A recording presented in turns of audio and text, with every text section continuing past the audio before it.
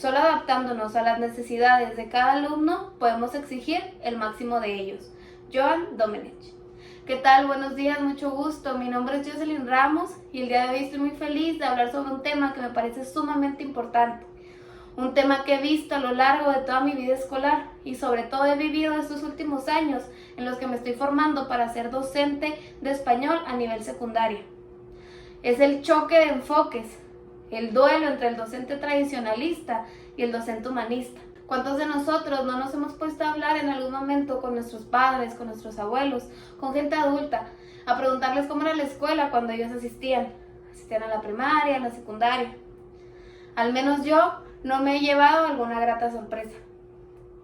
Algunos profesores cuando yo estaba en primaria nos platicaban que incluso a ellos les ponían orejas de burro y los sentaban en una esquina del salón, formas humillantes de enseñar, que los ponían a hacer planas, completas, hojas, escribir y escribir, que únicamente existía la memorización, los exámenes eternos. Es por eso que el día de hoy me gustaría hablar desde una opinión en contra de este docente, una opinión un poco más a favor de los docentes humanistas. La opinión sobre el docente tradicionalista puede variar dependiendo de las perspectivas individuales.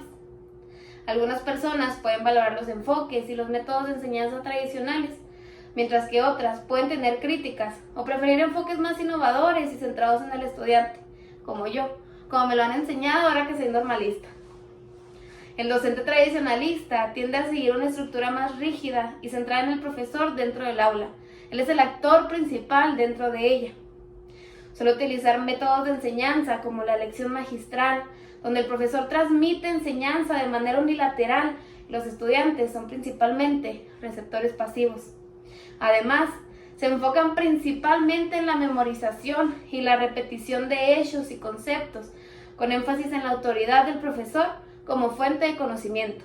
Algunos defensores de este enfoque, del enfoque tradicional, creen que proporciona una base sólida de conocimientos y disciplina en los estudiantes.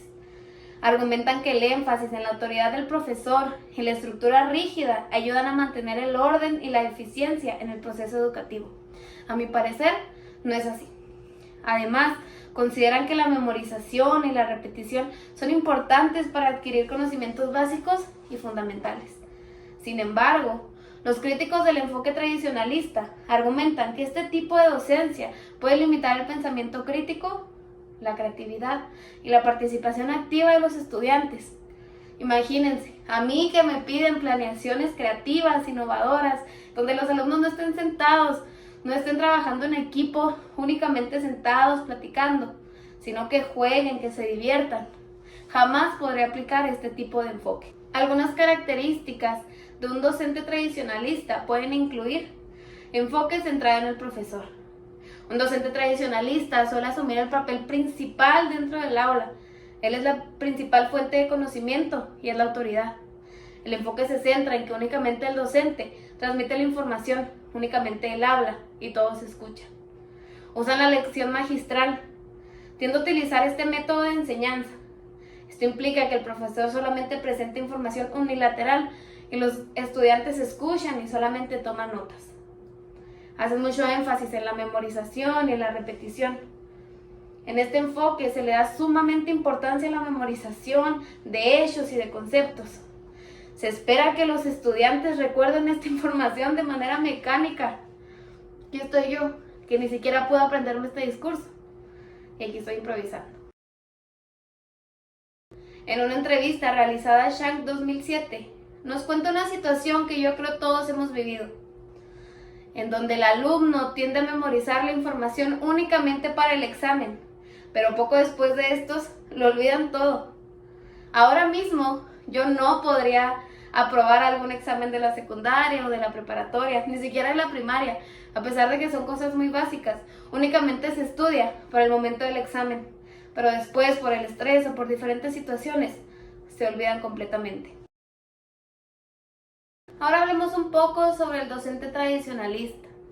Mi opinión sobre este tipo de docente es muy positiva, ya que es como me están formando a mí como normalista para ser ese tipo de docente.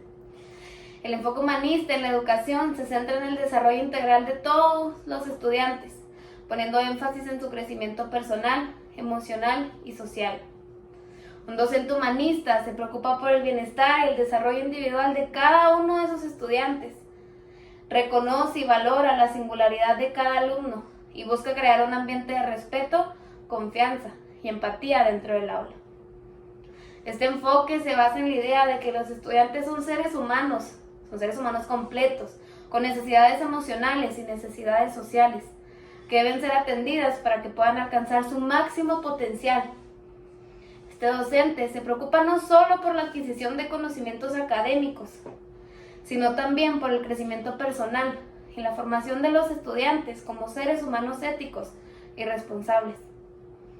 Busca fomentar el desarrollo de habilidades sociales, emocionales y éticas, como la empatía, la colaboración, la resolución de conflictos y la toma de decisiones responsables.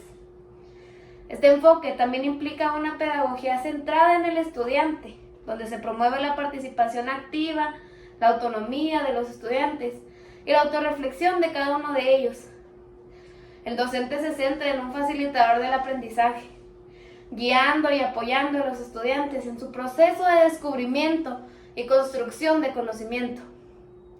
Se fomenta la creatividad, el pensamiento crítico y se utiliza muchísimo el trabajo colaborativo. Eso es algo básico en mis planeaciones.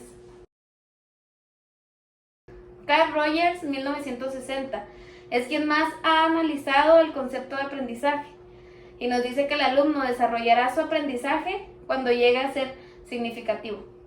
Y esto sucede cuando se involucra a la persona como totalidad, incluyendo sus procesos afectivos y cognitivos, y se desarrolla en forma experimental. Me llamó mucho la atención un experimento que hizo este psicólogo. Él quiso comprender y describir el cambio que sufre el paciente cuando se siente comprendido y aceptado por el terapeuta.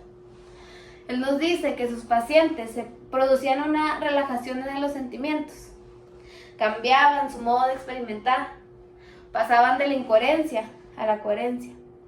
También se producía un cambio en su relación con los problemas, los aceptaban de manera diferente y los afrontaban de manera correcta. También se cambiaba un modo de relacionarse con todos los demás. Pasamos con un actor sumamente importante en los enfoques. Los padres de familia desempeñan un papel crucial en la relación entre el alumno y el docente. Su participación activa y colaborativa es fundamental para el éxito educativo y el desarrollo integral del estudiante. Algunas características que tenemos, principalmente es la comunicación y la colaboración. Los padres de familia deben establecer una comunicación abierta y constante con los docentes. Esto implica compartir información relevante sobre el estudiante, como sus intereses, necesidades, fortalezas, desafíos o problemas. Al mismo tiempo, los docentes debemos mantener a los padres informados sobre el progreso académico y el comportamiento del estudiante en el aula. El apoyo y la participación en el aprendizaje. Pueden brindar un apoyo adicional al aprendizaje dentro de su casa.